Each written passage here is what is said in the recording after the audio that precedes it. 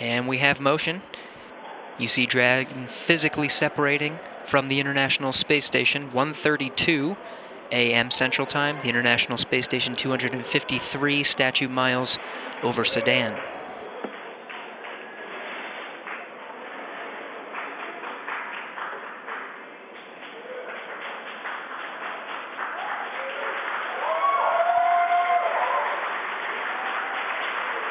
Houston, the station is supposed to go into ISS thrusters enabled. Copy.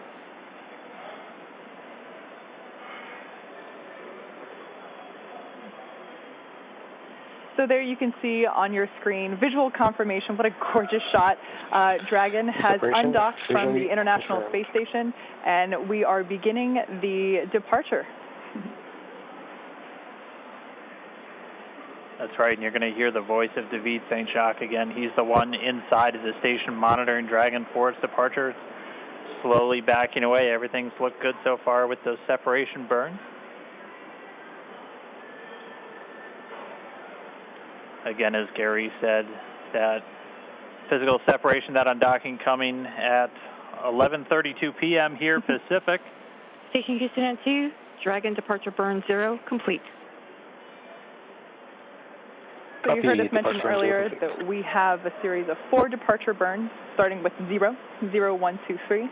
We have confirmation that departure burn 0 has been completed. That's right, and so with that one down, we're going to start seeing Dragon begin flying actually above the International Space Station, and then coming up in just a couple of minutes, departure burn 1, the second departure burn, will be coming. That should be in about 4 or 5 minutes from now.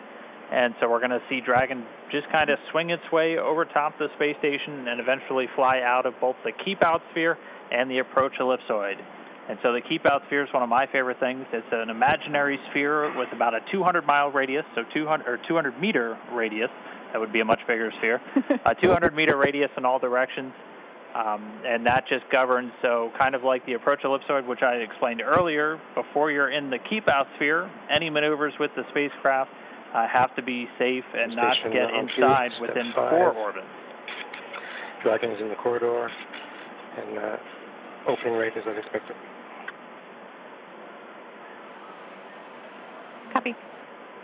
And David St. Jacques reporting everything looking good so far. You heard him say the corridors, so they, on their overlays that they have on their laptops on board the station where they're actually monitoring Dragon, they're looking for any perturbations outside of the expected path. If they see anything that doesn't quite look right, again, they're in the loop and they can send commands, but everything going smoothly with Dragon slowly flying away. And this is kind of an animated representation of the kind of stuff that the crew is looking for. They have that corridor, so kind of that triangular shape you can see there, where they're just looking to make sure Dragon's pitch, yaw, approach, speeds, everything like that are inside of parameters as expected.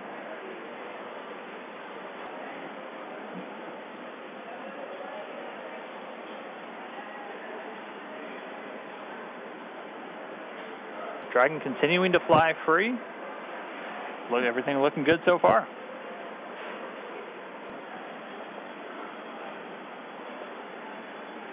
So just in case you've just tuned in, we are currently watching Dragon as it departs from the International Space Station.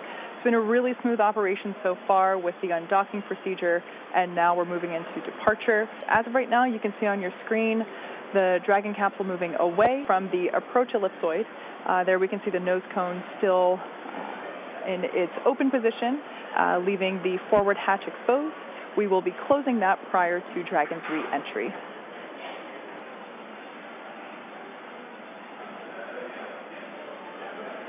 And so we're continuing to get really great views. Dragon backdrop by the inky blackness of space.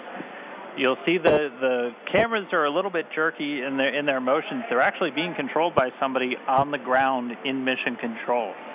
We always like to talk about how in mission control over in Houston, that's where they actually fly the space station. That's where they control everything from the cameras and the communication to even the thermostat on board the space station. If it's too hot for the crew, they talk to the ground, and they're the ones who can turn the AC up. But so it's actually somebody at a console right now who's controlling those cameras, sending commands just to move all the pan, tilt, focus, everything else. They're doing it from a console on Earth while the thing is flying 250 statute miles over the Earth on the other side of the planet. Like Dan mentioned before, we're going really fast right now. We're at about 17,500 miles per hour, so everything is moving very quickly. The need to readjust the cameras very frequently is inherent due to the high velocities that we're dealing with.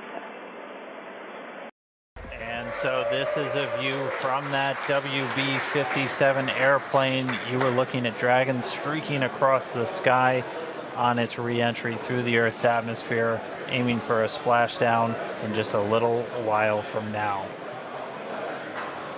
So it's pretty exciting that we get this shot right now, as it is our first view from planet Earth of the Dragon capsule since it lifted off from Cape Canaveral just several days ago. I will say this is a pretty rare treat to be able to see this here. And again, this video is coming from a NASA airplane that we're flying around that recovery zone there, a WB-57. It's commonly used for a lot of atmospheric studies and other science missions, but able to put a tracking camera on it to try and get this re-entry through the Earth's atmosphere today. We're hearing that they should have AOSO acquisition of signal back with the Dragon spacecraft. Right now it's about 46 kilometers in altitude. The Dragon spacecraft continuing to descend. It's now subsonic, so already starting to slow down thanks to the aerobraking, basically slamming into that Earth's atmosphere, causes a lot of friction and allows the vehicle to eventually reach its terminal velocity, basically. And then those parachutes are going to kick in.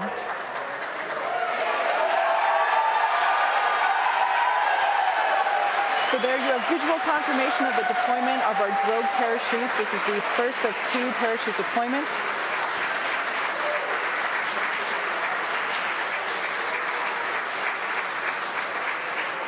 So those drogue chutes do the initial slowing, and then they're ultimately going to pull out the 4 main parachutes responsible for really slowing the spacecraft down prior to that splashdown. You can hear cheering here at SpaceX headquarters as the employees that have gathered around our Mission Control Center are sharing the same view as you. What a gorgeous shot of Dragon coming back down.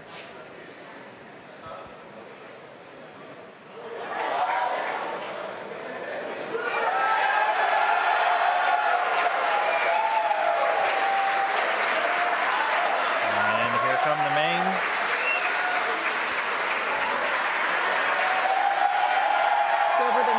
Seconds, we will see those main parachutes exactly like that begin to expand as they capture more air, further decelerating the Dragon vehicle down to the Atlantic Ocean.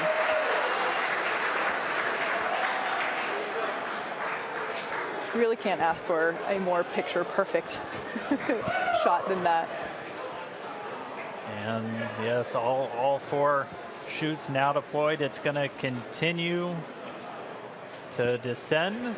It's going to continue to slow down and then ultimately splash down in the Atlantic there. We're now under a kilometer in altitude.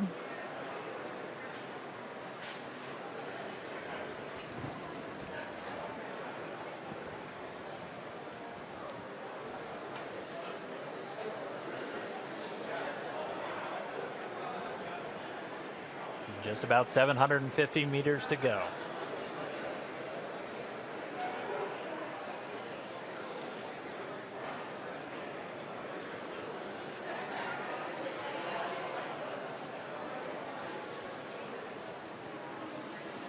In case if you're just joining us, you can see on your screen there, Dragon has just re-entered the Earth's atmosphere after departing from the International Space Station. We have a gorgeous shot of 4 healthy parachutes deployed and slowing the vehicle down as it is approaching the surface of the Atlantic Ocean off the coast of Florida.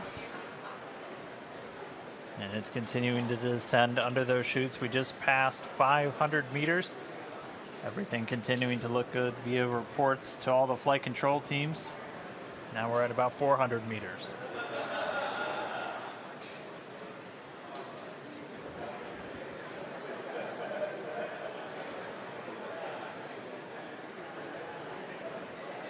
And just passing 300 meters, continuing to descend. We might be right on time.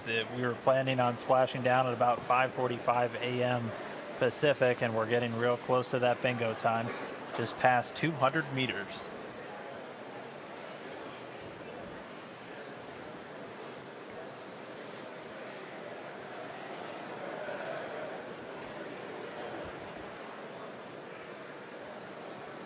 And we have confirmation that Dragon is now under 100 meters, is 100 meters above the surface of the ocean. So next up, standing by for splashdown.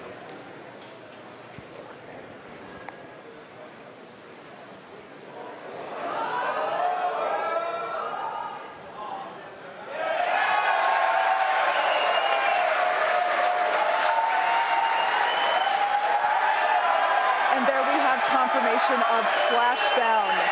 Dragon has returned to planet Earth. It is now back home, and you can see on your screen our two fast boats racing out to the capsule, now in recovery. That splashdown came right on time, 5:45 a.m. Pacific, 8:45 a.m. over on the East Coast. The teams that have been ready and waiting, they were staged just a few nautical miles away. They're going to start moving in now. You can see those two fast approach boats already speeding their way towards the capsule.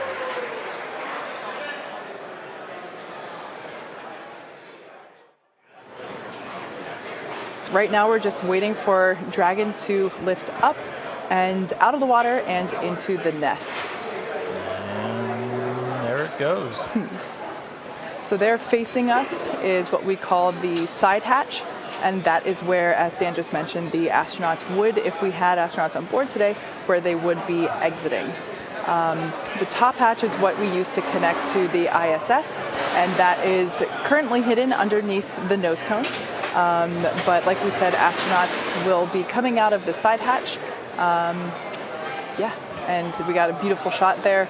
Now the hydraulic lift is coming back towards us, and it is preparing to lower the Dragon capsule into its nest.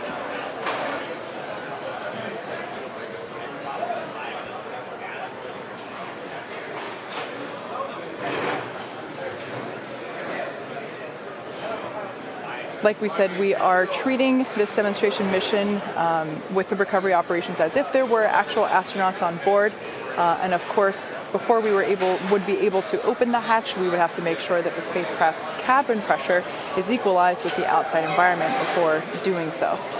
So once Dragon is seated, and you can hear some cheers behind me as the remaining folks that we have here on the SpaceX team outside of Mission Control are cheering with the placement of Dragon into the nest there, as you can see.